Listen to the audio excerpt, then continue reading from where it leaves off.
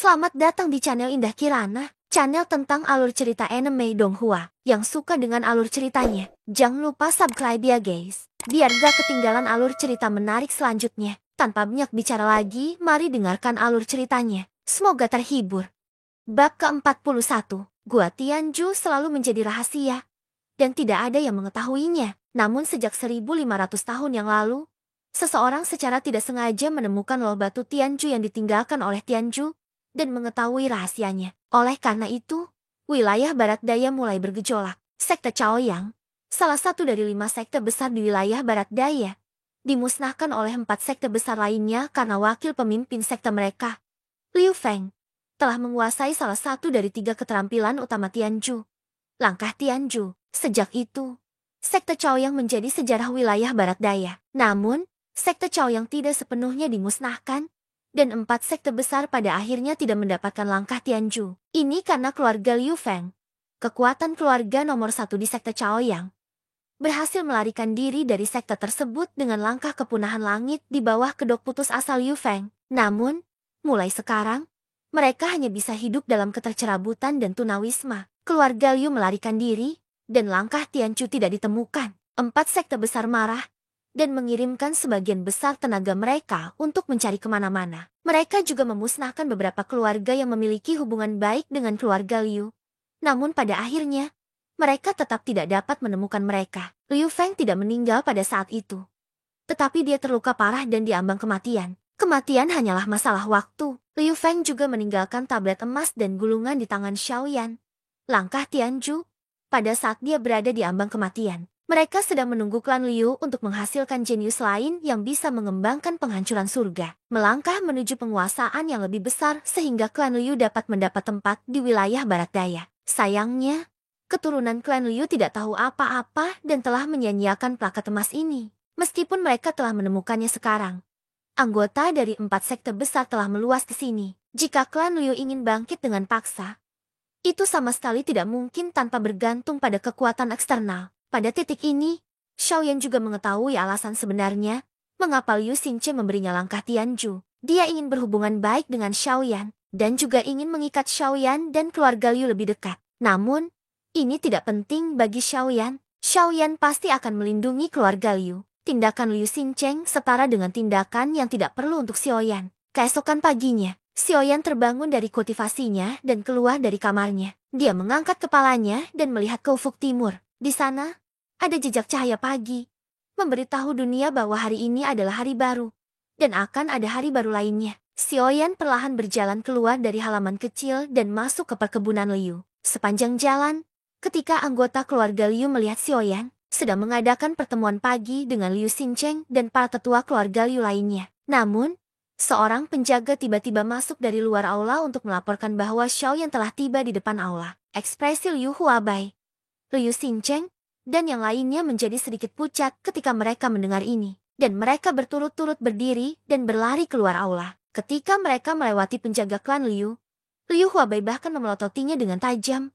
menyebabkan penjaga itu memasang ekspresi malu dan agak tidak berdaya. Senior telah tiba pagi-pagi sekali. Junior gagal menyambut Anda. Saya harap senior bisa memaafkanku. Liu Huabai berjalan maju dengan langkah besar dan tiba di depan Xiaoyan. Dia memimpin para tetua keluarga Liu dan menangkupkan tangan mereka ke arah Xiaoyan saat mereka membungkuk. Xiaoyan tersenyum tipis dan menyuruh mereka membuang formalitas. Kemudian, dia menatap Liu Huabai sambil tersenyum lembut dan berkata, Patriark Liu, sejak saya datang ke kota Ajusun, saya telah menimbulkan masalah bagi keluarga Liu selama beberapa hari. Ada beberapa hal yang harus saya tangani baru-baru ini, jadi tidak nyaman bagi saya untuk tinggal lebih lama lagi. Saya akan pergi hari ini, dan saya akan kembali ketika saya punya waktu di masa depan. Ketika Liu Huabai dan yang lainnya mendengar ini, ekspresi mereka sedikit berubah. Mereka saling memandang, lalu memandang Xiaoyan bersama. Liu Huabai mau tidak mau bertanya, Senior, kamu pergi sekarang. Xiaoyan melihat ekspresi dan Liu Huabai, tapi dia masih tersenyum dan mengangguk, berkata, ada beberapa hal yang harus aku urus. Terlebih lagi, mungkin akan ada pertarungan besar dengan seseorang dalam waktu dekat. Jadi jika saya terus tinggal di keluarga Liu, itu hanya akan merugikan Anda. Jadi saya berencana untuk pergi dalam beberapa hari. Sebelum dia selesai berbicara, Xiaoyan melambaikan lengan bajunya lagi, dan seekor binatang kecil berbulu yang tampak seperti kucing muncul di depan semua orang. Bahkan ada cincin penyimpanan di lehernya. Xiaoyan melihat ke arah binatang kecil itu dan terus berbicara kepada Liu Huabai. Seperti yang saya katakan kemarin, saya akan meninggalkan anak kecil ini di keluarga Liu Anda untuk saat ini. Ketika saya punya waktu di masa depan, saya secara alami akan mengembalikannya. Liu Huabai dan Liu Xincheng keduanya mengangguk. Para tetua lainnya sedikit mengangkat alis mereka. Tetapi mereka tidak mengatakan apapun. Setelah Xiaoyan selesai menjelaskan beberapa hal, dia berbalik dan berjalan keluar dari Liu Mansion. Liu Huabai dan yang lainnya juga buru-buru mengikuti dan mengiring Xiaoyan keluar dari keluarga Liu. Di jalan, Xiaoyan perlahan berjalan keluar kota. Saat dia merasakan kebisingan di jalan, sudut mulut Xiaoyan menunjukkan senyuman yang nyaman. Sudah lama sekali dia tidak merasakan perasaan tenang dan bisingan kota. Xiaoyan berjalan di jalan dengan ekspresi santai. Saat dia berjalan, alisnya sedikit berkerut. Dia mengangkat matanya dan melihat sekeliling. Dia benar-benar berjalan ke daerah kumuh. Dia tidak peduli. Bagaimanapun, dia hanya berencana untuk berkeliling kota sebelum pergi. Xiaoyan berjalan jauh ke dalam daerah kumuh. Setelah berjalan cukup lama, Xiaoyan akhirnya berhenti. Matanya melihat sekeliling seolah sedang mencari sesuatu. Lingkungan sekitar sunyi, tapi mata Xiaoyan tiba-tiba berbinar. Tubuhnya bergerak, dan dia menghilang dari tempatnya berdiri. Di halaman kecil bobrok, ada 3 pria dan 1 wanita. Di antara mereka, salah satu pria tergeletak di tanah. Bilah yang terbuat dari baja halus jatuh ke samping. Aura pria itu benar-benar hilang, dan tidak ada bekas darah di tubuhnya. Melihat wajahnya, warnanya hitam keunguan, dan matanya berputar. Jelas sekali dia telah diracun sampai mati. Adapun 2 pria lainnya, mereka mengenakan pakaian prajurit hitam dan memegang pisau baja di tangan mereka. Punggung mereka menghadap pintu kayu bobrok di halaman kecil. Tubuh mereka sedikit gemetar, dan mata mereka tidak bisa tidak melihat ke arah rekan mereka yang sudah meninggal. Mata mereka dipenuhi ketakutan. Di depan mereka, seorang gadis mengenakan pakaian putih dengan wajah halus mundur selangkah demi selangkah. Matanya dengan hati-hati menatap rumah di belakangnya. Selangkah demi selangkah, dia mundur dengan hati-hati. Matanya dipenuhi ketakutan yang tak bisa disembunyikan. Tiba-tiba, salah satu dari 2 pria itu mengedipkan mata pada yang lain. Pria lainnya sedikit mengernyit. Setelah ragu-ragu sejenak, dia mengangkat kepalanya untuk melihat gadis kecil itu dan berkata, gadis kecil, kemampuanmu tidaklah kecil. Sayangnya, meskipun kamu tidak mati hari ini, kamu harus meninggalkan kota Qingyang. Jika tidak, ketika Tuan datang, akan sangat terlambat bagimu untuk menyesal. Jadi, sebaiknya kamu segera membuat pilihan. Entah kamu mati, atau kamu segera meninggalkan kota Qingyang dan tidak pernah kembali lagi. Mendengar ini, wajah gadis kecil itu langsung berubah pucat. Tubuhnya juga sedikit gemetar. Matanya dengan cepat memerah, dan tetesan air mata panas segera mengalir keluar. Namun, mulutnya masih dengan keras kepala berteriak, "Tidak, ini rumahku." Nenek dan yang lainnya semuanya mati. Aku tidak ingin pergi. Aku tidak ingin pergi. Saat gadis kecil itu menangis, warna hitam keunguan kabut dengan cepat keluar dari tubuhnya dan menyelimuti kedua pria itu. Hanya dengan melihat warna kabutnya, orang dapat mengetahui bahwa kabut itu pasti sangat beracun. Melihat ini, wajah kedua pria itu langsung berubah. Doki di tubuh mereka dengan cepat melonjak, membentuk perisai energi di depan mereka. Sosok mereka dengan cepat mundur, melarikan diri dari halaman kecil. Sudah terlambat, jalan mundur sudah terhalang oleh kabut hitam keunguan. Melarikan diri sudah mustahil. Wajah kedua pria itu terlihat cemas. Perisai cahaya Doki tidak akan bertahan lama. Jika mereka tidak dapat keluar dari kabut hitam keunguan sebelum perisai cahaya Doki pecah, maka mereka berdua pasti akan mati. Lagi pula, tidak ada orang kuat yang mau datang ke daerah kumuh ini. Peng! Suara teredam terdengar di sekitar mereka. Kedua pria itu tidak tahu dari mana suara itu berasal. Namun mereka berdua merasakan kabut hitam keunguan yang terus-menerus mengikis perisai perlahan menghilang. Mata kedua pria itu berbinar. Wajah mereka menunjukkan sedikit kegembiraan. Dari sini, terlihat jelas bahwa seseorang telah menaklukkan gadis kecil itu. Kedua pria itu saling berpandangan dan tersenyum. Mata mereka dipenuhi kehidupan. Saat kabut racun menyebar, 2 sosok muncul. Seorang pria berjubah putih berdiri di depan gadis kecil itu dengan senyuman hangat di wajahnya. Saat ini, wajah gadis kecil itu dipenuhi air mata. Tubuhnya gemetar tak terkendali. Tangannya mengepal erat. Rambut hitam kepalanya berkibar tertiup angin. Sekilas, dia sangat menyedihkan. Xiaoyan tersenyum tipis dan membungkuk untuk melihat gadis kecil itu. Gadis kecil itu berusia sekitar 12 atau 13 tahun. Xiaoyan mengulurkan tangannya, ingin menyisir helaian rambut di wajah gadis kecil itu. Gadis kecil itu mundur ketakutan. Xiaoyan menatap mata gadis kecil itu yang sedikit ketakutan dan senyum hangat muncul di wajahnya. Dia dengan lembut berkata, "Gadis kecil, jangan khawatir, aku tidak akan menyakitimu. Siapa namamu?" Mendengar ini, gadis kecil itu masih mundur sedikit.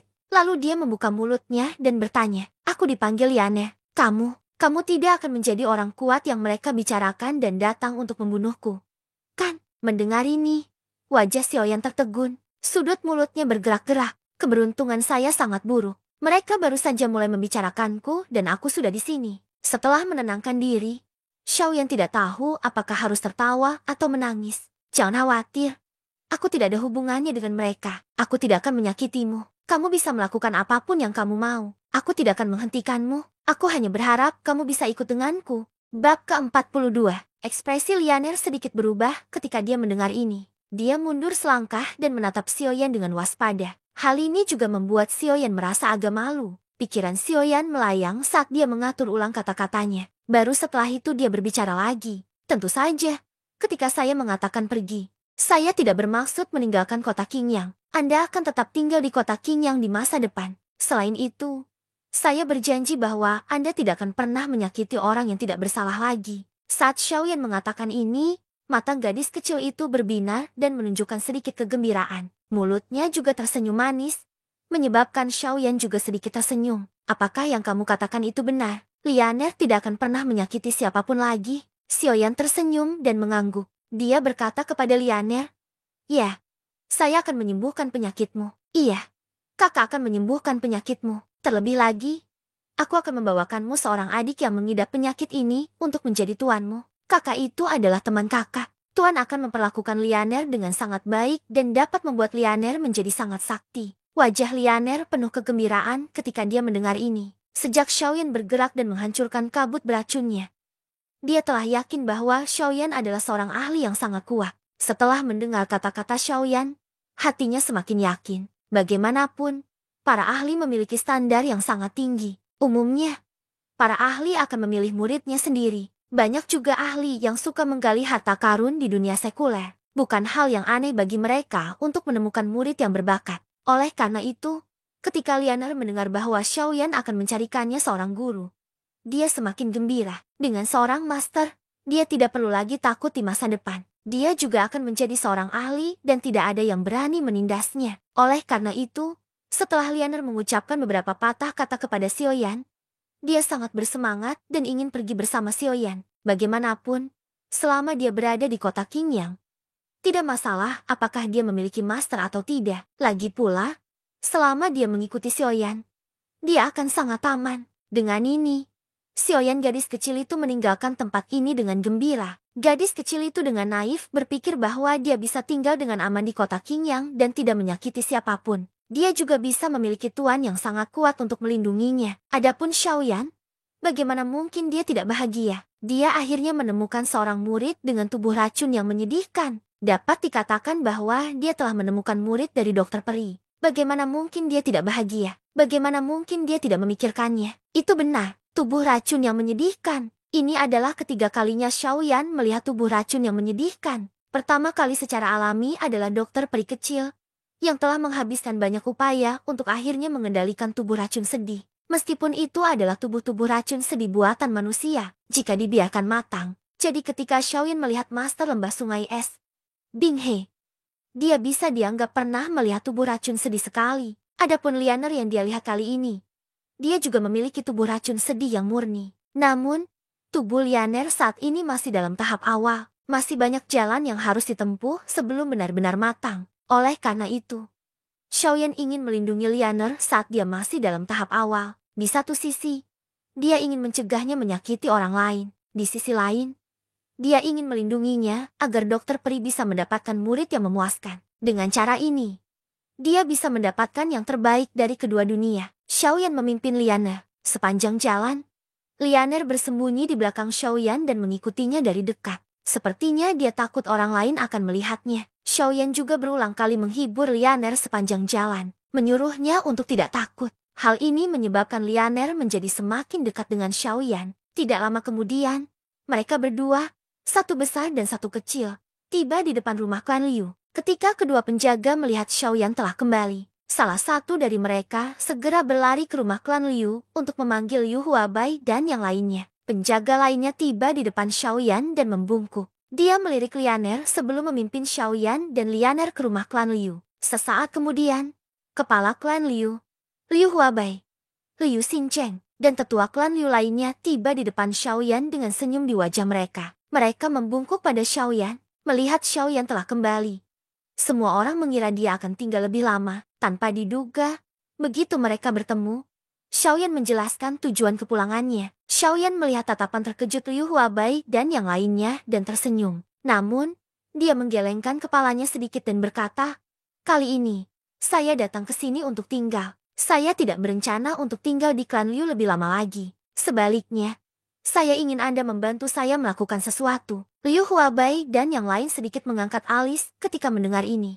Mereka saling berpandangan dan melirik ke arah Xiaoyan, yang memiliki ekspresi tenang dan tidak memiliki niat sedikit pun untuk membujuknya untuk tetap tinggal. Liu Xincheng adalah orang pertama yang berbicara. Dia melihat pada Xiaoyan dan bertanya, "Aku ingin tahu senior apa yang membutuhkan bantuan klan Liu kita. Jika memungkinkan klan Liu, kami pasti akan melakukan yang terbaik untuk membantu senior." Xiaoyan tersenyum dan mengangguk ketika mendengar ini. Kemudian, dia tersenyum dan berkata, "Sebenarnya ini bukan masalah besar." Xiaoyan tersenyum. Dia melihat ke arah Lianer yang sedang meraih lengan bajunya, lalu melihat ke arah Liu Xincheng dan berkata, "Hanya saja setelah saya pergi, saya menemukan gadis kecil ini. Saya melihat bahwa fisiknya tidak buruk dan bakatnya luar biasa. Secara kebetulan, saya mempunyai teman baik yang mirip dengannya ketika dia masih muda. Oleh karena itu, saya membantunya memesan murid ini. Namun, saya masih tidak dapat menemukan teman baik saya. Dan saya mungkin akan mendapat masalah dalam waktu dekat. Oleh karena itu, saya ingin mempercayakan murid ini kepada klan Liu terlebih dahulu." Wajah Liu Huabai dan yang lainnya berkedut ketika mendengar ini. Dia pergi jalan-jalan dan membawa kembali seorang murid dengan bakat luar biasa. Jika penglihatannya tidak terlalu bagus, maka penglihatannya terlalu rendah. Namun, melihat kekuatan Xiaoyan, penglihatannya secara alami tidak rendah.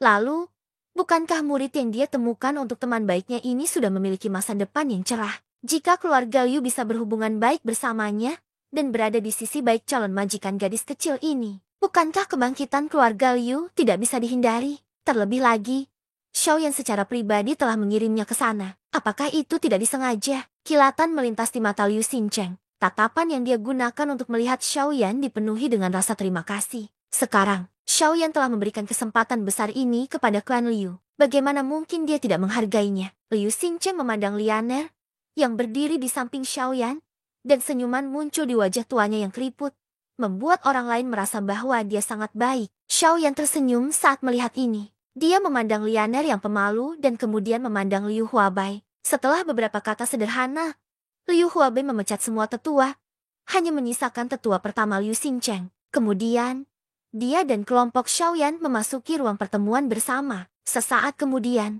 seorang pemuda berlari ke aula. Mata Liu Xiang tertutup rapat. Jari Xiaoyan menunjuk ke titik di antara alis Liu Xiang. Sebuah cahaya menyala dan seluruh tubuh Liu Xiang bergetar hebat. Beberapa napas kemudian, Liu Xiang perlahan membuka matanya dan mengangguk ke arah Xiaoyan. Xiaoyan memandang Liu Huabai dan dua lainnya dan dengan sungguh-sungguh membuka mulutnya. "Saya harap hanya kalian bertiga yang tahu tentang ini. Di masa depan, jika Lianer membutuhkan sesuatu, saya akan menyerahkannya kepada kalian bertiga." Mereka bertiga mengangguk dengan berat. Xiaoyan menatap Lianer dan menunjuk ke dahi Lianer dengan dua jari. Lianer menundukkan kepalanya kembali karena ketakutan.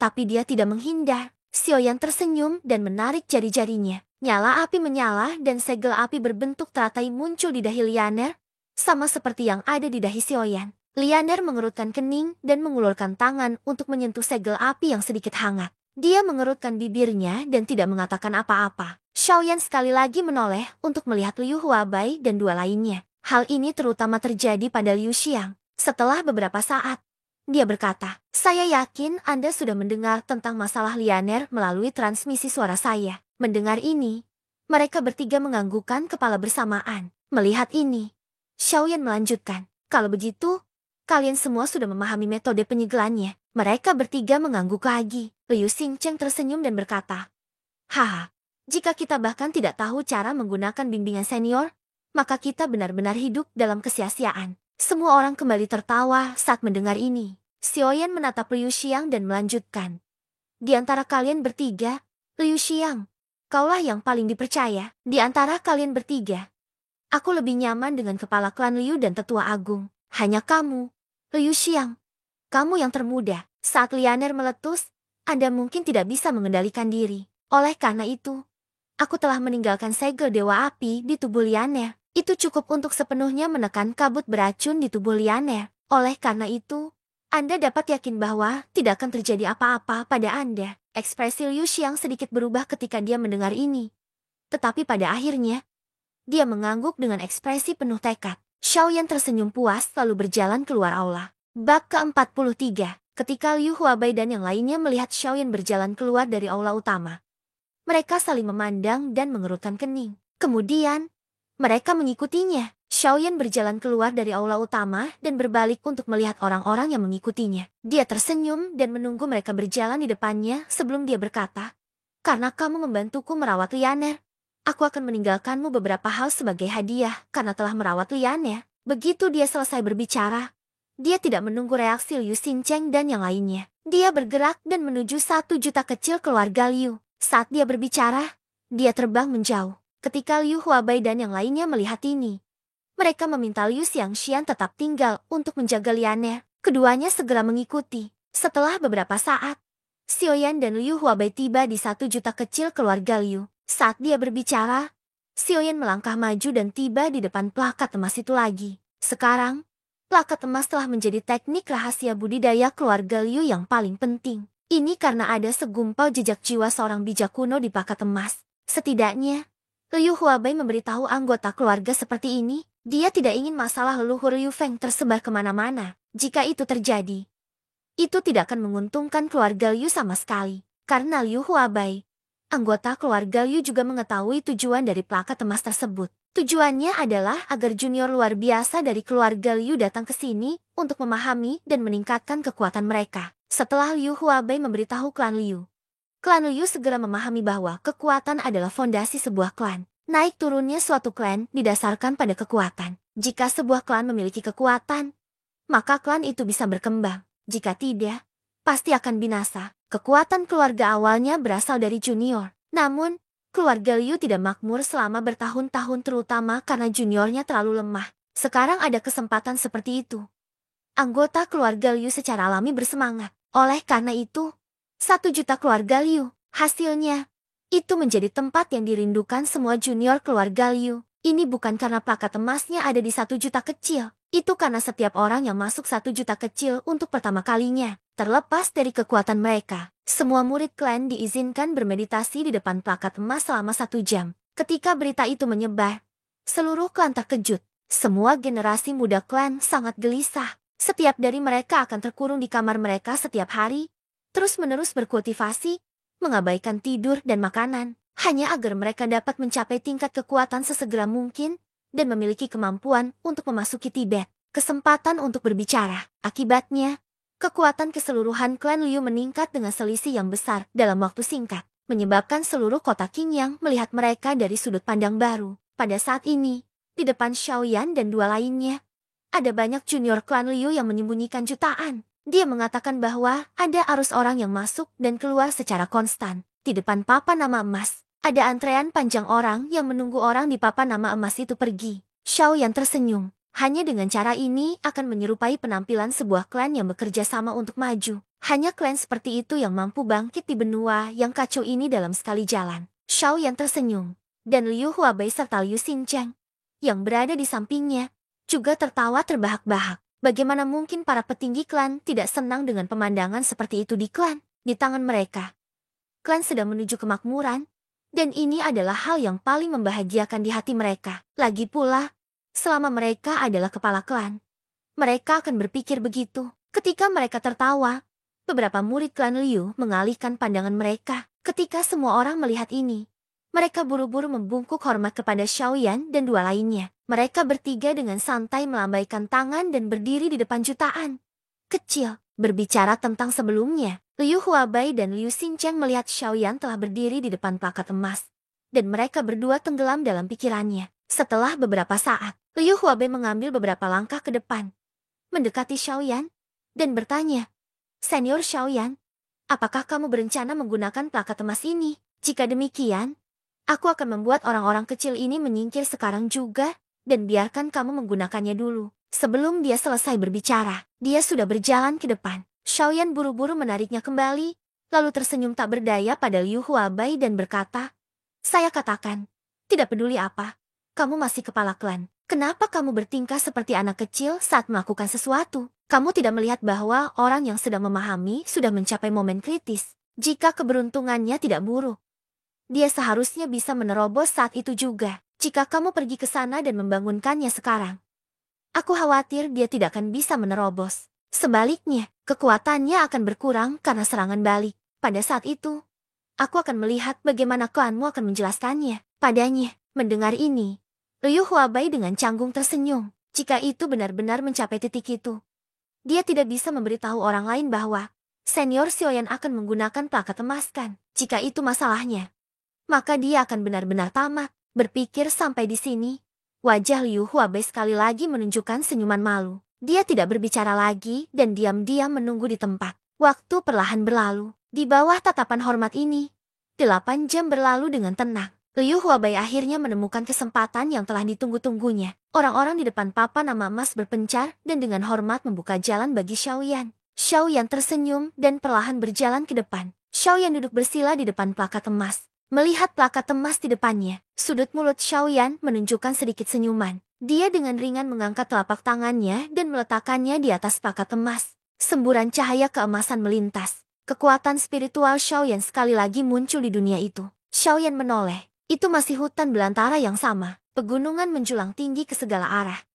Burung dan binatang terbang bebas, dan hutan tertutup rapat. Namun yang berbeda dengan masa lalu adalah pemandangan tersebut terlalu ilusi sehingga menyebabkan orang tidak dapat melihat dengan jelas. Apakah itu nyata atau ilusi? Semuanya membuat orang merasa bingung dan ilusi. "Kenapa kamu di sini lagi? Jangan bilang kamu di sini hanya untuk ngobrol denganku." Saat Xiaoyan melihat sekeliling, suara seorang pria parubaya tiba-tiba terdengar. Xiaoyan tidak terkejut. Dia perlahan menarik pandangannya dan berbalik untuk melihat ke belakang. Seorang pria parubaya berdiri dengan mengesankan di sana. Orang ini adalah Liu Feng. Xiaoyan memandangnya dan tersenyum. Setelah beberapa saat, dia membuka mulutnya dan berkata, "Kamu seharusnya bisa menebak kenapa aku mencarimu, kan?" Mendengar ini, Liu Feng sedikit mengernyit. Setelah hening beberapa saat, dia dengan samar bertanya, "Kamu akan pergi?" Xiaoyan tersenyum dan tidak mengatakan apapun. Mendengar ini, Liu Feng mengerutkan kening. Setelah beberapa saat, Liu Feng menghela nafas dan perlahan berkata, "Kamu benar-benar akan pergi? Begitu cepat?" Kali ini, Xiaoyan mengangguk. Setelah ragu-ragu sejenak, dia masih membuka mulutnya dan berkata, "Awalnya, aku juga ingin tinggal sebentar, tapi sayangnya, jika aku tetap tinggal lebih lama lagi, saya khawatir ini akan membawa bencana bagi keluarga Liu Anda. Jadi menurutku lebih baik aku pergi dulu. Pada saat yang sama, saya akan mencapai tujuan saya dalam waktu dekat." Mendengar ini, alis santai Liu Feng kembali mengernyit. Dia memandang Xiaoyan dan berkata dengan sedikit marah, "Sebagai calon wali keluarga Liu saya, Anda benar-benar menimbulkan masalah di mana-mana. Itu benar-benar gaya seorang junior. Sayang sekali kekuatanmu." Mendengar ini, Xiaoyan mengerutkan bibirnya dan mengabaikannya. Kemudian, wajahnya menjadi serius dan berkata, "Oke, aku tidak akan bercanda denganmu. Sekarang, aku akan membantumu menstabilkan ruang ini dan meninggalkan jejak spiritualku. Anggap saja sebagai hadiah bagi juniormu untuk merawat gadis kecil itu untukku. Juga, anggap saja sebagai kompensasiku untukmu." Mendengar ini, Liu Feng mengangkat alisnya sedikit. Saat dia hendak mengatakan sesuatu, dia melihat Xiaoyan sudah bergerak. Segel di tangannya berubah. Aliran cahaya meledak dan menyatu ke langit, menghilang seolah-olah semuanya hanyalah ilusi. Melihat ini, mulut Liu Feng sedikit bergerak. Orang ini sungguh tidak sopan. Dia memperlakukan tempat ini sebagai rumahnya sendiri. Liu Feng tanpa daya mengerutkan bibirnya. Sosoknya melintas dan perlahan menghilang ke angkasa. Melihat ini, Xiaoyan mengabaikannya. Segel di tangannya terus berubah. Aliran cahaya terus menari, melesat ke tanah atau gunung, menyebarkan gelombang riak dan kemudian menghilang. Xiaoyan menarik tangannya beberapa saat kemudian. Wajahnya dipenuhi senyuman tipis saat dia melihat dunia nyata di sekitarnya. Liu Feng sekali lagi memperlihatkan tubuhnya. Xiaoyan tersenyum sambil menatap Liu Feng dan mengangkat alisnya. Liu Feng meringkuk mulutnya dan mengabaikannya. Tubuh Xiaoyan turun dari langit dan mendarat di tanah. Xiaoyan menemukan batu gunung yang sangat besar. Sebuah pemikiran melintas di benaknya dan kekuatan spiritualnya melonjak seperti air banjir. Hanya dalam sekejap, seluruh batu gunung telah dipenuhi dengan cahaya lembut. Xiaoyan menghela nafas panjang. Dia memandang Liu Feng dan tersenyum. Sosoknya melintas dan menghilang dari dunia ini. Di dunia luar, Xiaoyan perlahan membuka matanya dan berdiri. Liu Huabai dan Liu Xingcheng buru-buru maju untuk menyambut Xiaoyan. Xiaoyan menoleh dan tersenyum pada Liu Huabai. Saya baru saja meninggalkan tanda jiwa pada plakat emas ini untuk dipahami oleh keturunan keluarga Liu Anda. Dengan cara ini, budidaya keturunan keluarga Liu Anda akan meningkat jauh lebih cepat. Mendengar ini, semua orang terkejut. Mereka semua membungkuk pada Xiaoyan untuk mengungkapkan rasa terima kasih mereka. Xiaoyan balas tersenyum pada mereka. Setelah itu, Xiaoyan melihat Lianer dan binatang kecil yang datang bersama Xiaoyan ketika mendengar bahwa dia telah kembali. Melihat binatang kecil itu, mata Xiaoyan berbinar. Dia membungkuk dan memeluknya. Dia menundukkan kepalanya sedikit dan menggumamkan sesuatu. Tidak ada yang tahu apa yang dia katakan. Tapi binatang kecil itu terus menganggukkan kepalanya. Hal ini membuat semua orang mendecakkan lidahnya. Setelah Xiaoyan selesai berbicara dengan binatang kecil itu, dia menoleh untuk melihat Liu Huabai dan yang lainnya. Dia mengucapkan beberapa patah kata dan berbalik meninggalkan kediaman keluarga Liu. Meninggalkan anggota keluarga Liu. Bab ke-44. Semuanya tenang dan damai. Hutan itu luas dan tidak terbatas. Angin sepai-sepai bertiup kencang, dan gelombang seperti pisau menyapu pepohonan. Ia membawa serta suara gemerisik yang keras saat ia melintas, membawa serta potongan-potongan daun yang berguguran. Bang! Dalam sekejap, suara daging bertabrakan terdengar di hutan. Sesosok tubuh berpakaian putih berdiri di puncak pohon besar. Tubuhnya sedikit tidak stabil saat dia bergoyang ke kiri dan ke kanan. Xiaoyan menggelengkan kepalanya sedikit dan membuang perasaan pusing di kepalanya keluar dari tubuhnya. Dia melihat ke tempat dia berdiri saat ini dan sedikit mengernyit. Dengan menggerakkan tubuhnya, dia melayang turun dari atas pohon dan mendarat di tanah. Melihat mayat binatang ajaib yang besar di tanah, Xiaoyan mengerutkan bibirnya. Ini adalah makan tutul pemecah awan peringkat ke-6. Keahliannya adalah kecepatannya dan sangat lincah. Sayangnya, Xiaoyan sedang berlatih langkah kepunahan langit di sini. Namun, Xiaoyan tidak mampu mengendalikan kecepatan dan arahnya. Alhasil, makan tutul pemecah awan ini sangat sial dan ditabrak oleh Xiaoyan. Bagaimana tubuh binatang ajaib peringkat 6 bisa dibandingkan dengan tubuh Xiaoyan? Tubuh ahli setengah kaisar. Oleh karena itu, dalam menghadapi ketakutan Xiaoyan tubuh fisik dan kecepatan langkah kepunahan langit, tubuh fisik peringkat 6 dari makan tutul pemecah awan dibunuh oleh Xiaoyan dengan cara yang sangat aneh hanya dengan satu serangan. Xiaoyan memiliki ekspresi aneh di wajahnya. Dia melihat ke arah Cloud Splitting Leopard yang terbaring tak bergerak di tanah dan membungkuk sedikit. Dia membuat ekspresi meminta maaf dan kemudian menghilang dalam sekejap. Xiaoyan sudah meninggalkan klan Liu selama 5 hari. Dalam 5 hari ini, Xiaoyan telah berjalan menuju tanah liar kuno yang diceritakan Liu Huabai kepadanya. Dia mengatakan bahwa di sana, Xiaoyan akan dapat menemukan metode untuk meninggalkan wilayah selatan. Ketika Xiaoyan mendengar ini, dia merasa sedikit aneh. Namun, dia tidak melanjutkan masalah tersebut. Setelah meninggalkan keluarga Liu, Xiaoyan menuju kota liar kuno dan berlatih langkah kepunahan langit. Sayangnya, langkah kepunahan langit memang layak menjadi teknik do kelas manusia. Kesulitan dalam mempraktikannya tidaklah rendah sama sekali. Bahkan Xiaoyan bisa dikatakan tidak mengalami kemajuan setelah 5 hari latihan ini. Langkah penghancuran langit adalah serangkaian teknik agility do yang berfokus pada pelatihan energi spasial. Itu tidak fokus pada kecepatan tetapi pada ketiadaan. Setelah dikembangkan hingga mencapai kesuksesan yang lebih besar, seseorang akan mampu mengabaikan aturan ruang dan berjalan di tanah seolah-olah tidak ada apapun di sana. Segala sesuatu yang nyata akan menjadi ilusi. Dalam sekejap mata, seseorang akan mampu melakukan perjalanan ribuan mil, melampaui hidup dan mati. Di luar 1000 tahun, seseorang akan mampu mengejar ilusi. Langkah kepunahan langit ini sungguh ajaib. Bahkan pemiliknya saat itu, Lo Tianju, tidak dapat sepenuhnya memahaminya. Langkah kepunahan surgawi terutama bergantung pada penggunaan ruang. Ini memungkinkan ruang untuk bergerak bersama Anda dan tidak menghalangi jalan Anda. Langkah kepunahan langit memiliki total 3 tahap. Gerakan angin, awan melonjak, dan menunggangi langit. Setiap tahap dibagi lagi menjadi 3 tahap kecil.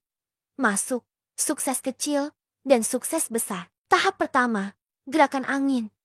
Menciptakan angin di bawah kaki seseorang. Angin bergerak dengan kaki seseorang. Ketika seseorang bergerak mengikuti angin, kakinya menciptakan angin. Tampaknya seolah-olah seseorang bergerak mengikuti angin. Namun kenyataannya, angin bergerak bersama orang tersebut, membalikan jalan dunia dan mengubahnya menjadi keadaan yang menakjubkan. Tahap gerakan angin. Pada tahap awal, menggerakkan angin dan awan, menyebabkan dunia berada dalam kekacauan, menyebabkan orang lain tidak dapat merasakan arah aura penggunanya. Sungguh sangat ajaib. Ia meminjam kekuatan dunia dan mengubahnya menjadi bantuan bagi penggunanya. Itu sungguh ajaib. Pada tahap kesuksesan kecil, kekuatannya bahkan lebih besar. Namun, tidak lagi semrawut saat memasuki tahap awal. Sebaliknya, ia secara teratur menggerakkan angin dan awan untuk membantu penggunanya. Pada tahap kesuksesan besar, angin dan awan akan bergerak, dan aura seseorang akan berubah. Itu seperti dunia, menyebabkan lawan tidak bisa merasakan penggunanya. Pada saat ini, langkah kepunahan langit akan benar-benar terbuka dan menjadi bantuan bagi praktisi. Alam awan melonjak terutama berfokus pada kecepatan. Setelah memasuki alam besar awan melonjak, kecepatan seorang kultivator dalam semua aspek akan meningkat tajam, meningkatkan kekuatan keseluruhan kultivator. Hal ini membuat hati Xiaoyan membara karena gairah. Sayangnya, alam besar awan melonjak bukanlah sesuatu yang bisa dicapai dengan mudah. Alam besar awan melonjak terutama mengejar kemampuan penggarap untuk mengendalikan angin ketika mereka berada di tahap pergerakan angin. Jika kemampuan seorang penggarap untuk mengendalikan angin cukup kuat, maka dalam hal kecepatan, bahkan penggarap atribut angin pada tingkat yang sama pun akan melakukannya. Mampu menghancurkan lawannya sepenuhnya dalam hal kecepatan. Dari sini terlihat bahwa Sky Extinction Steps memiliki persyaratan yang tinggi untuk setiap stage. Jika seseorang ingin menjadi lebih kuat, mereka harus mampu mengendalikan setiap tahapan dengan mudah. Tahap terakhir, langkah menunggangi kepunahan langit. Persyaratan minimum dari langkah kepunahan langit ini adalah untuk mengendalikan kekuatan ruang. Kontrol ini juga berbeda dari kontrol biasa. Persyaratan minimum untuk kontrol semacam ini atas kekuatan ruang adalah untuk memahami yang agung. Jalan kehampaan, jalan besar kekosongan adalah salah satu dari puluhan ribu aturan jalan besar antara langit dan bumi. Selama puluhan ribu tahun, manusia selalu mengejar jalan besar panjang umur dan jalan besar keabadian. Keinginan mereka adalah untuk hidup selamanya dan menjadi satu-satunya di surga dan di bumi. Jalan agung keabadian, atau dengan kata lain, jalan agung surga. Sayangnya, jalan besar keabadian sangatlah sulit. Puluhan ribu tahun adalah batas terakhirnya. Keabadian hanyalah ilusi. Meskipun keabadian itu sulit, adalah mungkin untuk mencapai jalan agung keabadian. Sejak zaman kuno, belum ada seorang ahli yang mencapai jalan agung keabadian. Namun, tidak ada satupun jalan besar langit dan bumi. Selain jalan besar keabadian, ada berbagai macam jalan besar langit dan bumi. Sejak zaman kuno, banyak pakar manusia telah menemukan berbagai jenis jalan besar langit dan bumi. Jalan agung langit dan bumi telah ada sejak zaman kuno. Yang dikenal orang-orang adalah jalan besar kekacauan, jalan besar petir, jalan besar awan dan air, jalan besar angin, jalan besar api, jalan besar cahaya, jalan besar kegelapan, jalan besar kehidupan, jalan besar kematian, jalan besar mayat hidup, dan lain-lain. Di antara mereka, jalan besar kekacauan, jalan besar petir, jalan besar api, dan jalan besar cahaya memiliki kekuatan serangan yang paling kuat. Di antara mereka, jalan besar dari awan dan air serta jalan hidup agung memiliki kekuatan hidup terkuat. Umumnya digunakan untuk tujuan tambahan dan juga cukup misterius. Tentu saja, cara hebat lainnya juga memiliki manfaatnya masing-masing. Semuanya memiliki kegunaan magis yang tak ada habisnya dan sangat misterius. Penggunaan cara hebat juga merupakan bagian dari kekuatan seseorang. Kekuatan jalan besar keabadian seseorang bergantung pada seberapa banyak yang dipahami oleh kultivator. Setelah setengah hari, Xiaoyan berhenti dengan tubuh yang sedikit berantakan. Pagi ini, Xiaoyan tidak tahu berapa banyak binatang iblis yang telah dia bunuh. Tubuhnya sangat berantakan, Xiaoyan menggelengkan kepalanya tanpa daya. Dia melompat dan berdiri di atas pohon kuno. Dia memandangi gelombang pepohonan yang menyapu dari jauh. Xiaoyan menghirup udara segar dalam-dalam. Dia membuka lengannya dan menutup matanya, membiarkan angin dan ombak datang ke arahnya dan melewati tubuhnya. Angin bertiup kencang, menyebabkan jubah Xiaoyan berkibar, memancarkan gelombang angin bersiul. Jari-jari Xiaoyan terbuka sedikit saat ia merasakan udara mengalir keluar dari sela-sela jari-jarinya. Mendengar suara angin di telinganya, kaki Xiaoyan bergerak sedikit sambil menyesuaikan sudut tubuhnya. Dia membiarkan angin menerpa tubuhnya dan membiarkan aliran udara ganas melewati jari-jarinya. Jubah Xiaoyan berkibar dan rambutnya menari-nari dengan liar. Dia menutup matanya rapat-rapat dan diam-diam mendengarkan semuanya. Dia merasakan segala sesuatu di sekitarnya dan angin di tubuhnya. Tubuhnya berulang kali bergeser ke kiri dan ke kanan, mengubah posisinya seolah sedang mengatur sesuatu. Sesaat kemudian, mata Xiaoyan tiba-tiba terbuka. Kaki kanannya maju setengah langkah. Tindakan ini tampak sangat aneh. Namun, saat kakinya berhenti, tubuh Xiaoyan tiba-tiba berbalik. Detik berikutnya, sosok berpakaian putih perlahan muncul beberapa ratus meter dari Xiaoyan. Orang ini adalah Xiaoyan. Xiaoyan menoleh dan melirik ke tempat dia berdiri beberapa saat yang lalu. Sebuah bayangan perlahan menghilang. Xiaoyan tersenyum dan wajahnya menunjukkan ekspresi gembira. Bab ke-45, lapisan pertama langkah kepunahan langit. Gerakan angin. Itu juga karena ini Xiaoyan berhasil menggunakan langkah kepunahan langit dalam sekejap. Xiaoyan menghela nafas panjang. Dia melihat lokasinya saat ini dan mengedarkan doqi di tubuhnya. Sambil berpikir, tubuh Xiaoyan langsung muncul 100 kaki jauhnya. Saat dia bergerak berulang kali, Xiaoyan menggunakan kesempatan ini untuk berlatih dengan benar selama 1 jam. Meskipun dia sering kehilangan kendali, itu jauh lebih baik dibandingkan sebelumnya. Tubuh Xiaoyan berkelebat dan muncul di tanah, tubuhnya bergetar sedikit dan menstabilkan tubuhnya yang bergoyang. Menghembuskan napas, sudut mulut Xiaoyan memperlihatkan senyuman. Setelah beberapa lama, dia akhirnya sedikit banyak menggenggamnya. Langkah kepunahan langit masih membutuhkan angin untuk berlatih. Hanya dengan cara ini, dia dapat merasakan esensi sebenarnya dari tahap pergerakan angin dan mencapai tahap penguasaan hebat. Saat ini, langkah kepunahan langit dapat dianggap telah resmi mulai dipraktikkan. Ini juga berarti bahwa dia tidak jauh dari memasuki pintu. Pada saat itu, bahkan jika hantu iblis api tua secara pribadi mengejarnya, Xiaoyan kemungkinan akan memiliki kemampuan untuk menekannya sepenuhnya. Mata Xiaoyan menyipit, ekspresinya langsung menjadi sangat dingin, menyebabkan ruang di sekitarnya memancarkan gelombang suara siulan angin yang gelap dan dingin. Ekspresi Xiaoyan tiba-tiba menjadi rileks. Mulutnya bergumam pelan. Hantu setan api tua, meskipun aku tidak tahu bagaimana kamu mengenalku, karena kamu datang untuk memprovokasiku dan aku membiarkanmu melarikan diri terakhir kali, pasti tidak akan ada waktu berikutnya. Dalam sekejap sekilas, 1 hari telah berlalu dan itu sudah pagi hari kedua. Xiaoyan terbangun dari latihannya. Dia melihat ke langit dan sudut mulutnya terangkat menjadi senyuman. Seolah-olah benda itu dia telah menunggu lama. Akhirnya tiba. Cuaca hari ini tidak terlalu bagus. Awan gelap yang tidak terlalu tebal melayang di langit. Namun, awan gelap ini menyebabkan sedikit kejutan melintas di mata Xiaoyan. Sosok yang bergerak dan muncul di langit dalam sekejap mata. Di atas kepalanya ada awan gelap yang suram. Kedatangan Xiaoyan tampaknya telah menyebabkan awan gelap yang awalnya mudah tersinggung menjadi sedikit marah. Ketika Xiaoyan tiba, suara gemuruh terdengar keluar dari awan gelap. Xiaoyan tersenyum. Dia mengangkat matanya dan melihat sekeliling. Area dalam radius beberapa mil tertutup awan gelap. Meskipun awan gelap sangat tipis, itu sudah cukup untuk Xiaoyan. Sosok Xiaoyan bergerak, dan sosoknya yang sudah berdiri di langit naik lebih tinggi lagi, langsung ke puncak langit. Boom! Sebelum sosoknya tiba, guntur surgawi mengamuk. Mengikuti suara gemuruh yang bergema di langit, seekor ular petir yang tidak terlalu kuat dengan marah menyerang ke arah Xiaoyan. Ekspresi Xiaoyan tidak berubah. Sosoknya bergegas ke depan, dan lengannya ditekuk ke atas. Telapak tangannya mengepal erat, dan menghantam petir yang ganas itu dengan sebuah pukulan. Boom! Saat keduanya bertabrakan, cahaya putih menyilaukan melintas. Setelah itu, suara gemuruh yang bergema di seluruh langit mengguncang cakrawala. Cahaya putih menyala, dan sosok Xiaoyan muncul. Namun, Xiaoyan saat ini tidak lagi berada di posisinya sebelumnya. Sebaliknya, dia terbang tepat di bawah awan gelap dan berdiri dengan bangga. Sudut mulut Xiaoyan terangkat membentuk busur. Dia melirik awan guntur di atas kepalanya yang berulang kali berputar dan memancarkan gelombang guntur yang bergemuruh karena dia. Xiaoyan tersenyum tipis. Dia mengangkat tangannya, dan segel di tangannya mulai berubah.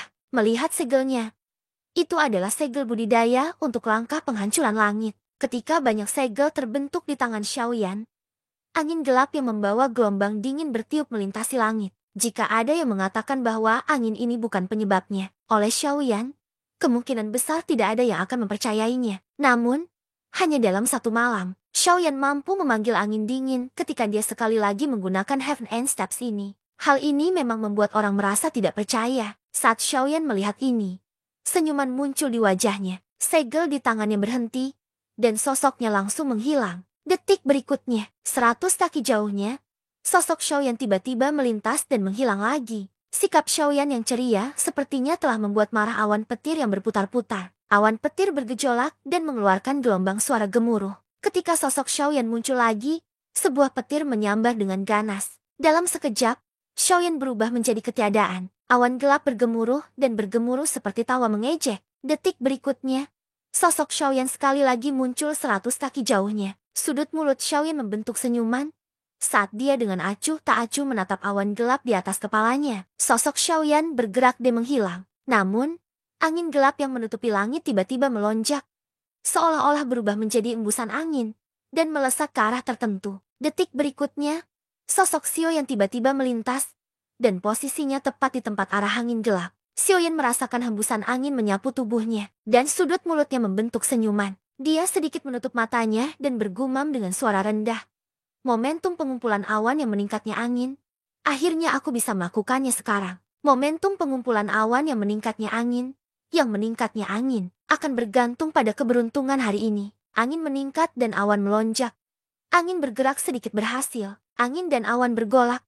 Keberhasilan awan melonjak. Kekuatan menginjak surga.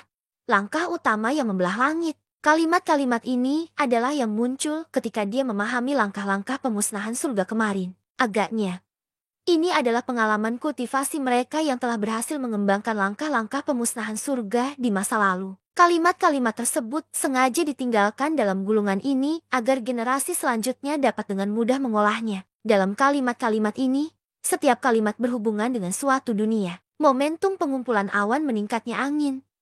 Pencapaian kecil yang mengacu pada alam angin meningkat. Dibutuhkan seorang kultivator untuk mewujudkan angin dan awan ketika berlatih langkah utama pembelah langit. Momentum pengumpulan awan meningkatnya angin. Momentum pengumpulan awan. Momentum pengumpulan awan meningkatnya angin. Ketika seorang kultivator benar-benar mencapai langkah ini, maka alam angin meningkat dari langkah utama pemisahan langit dapat dianggap telah berhasil mempelajarinya. Momentum pengumpulan awan meningkatnya angin.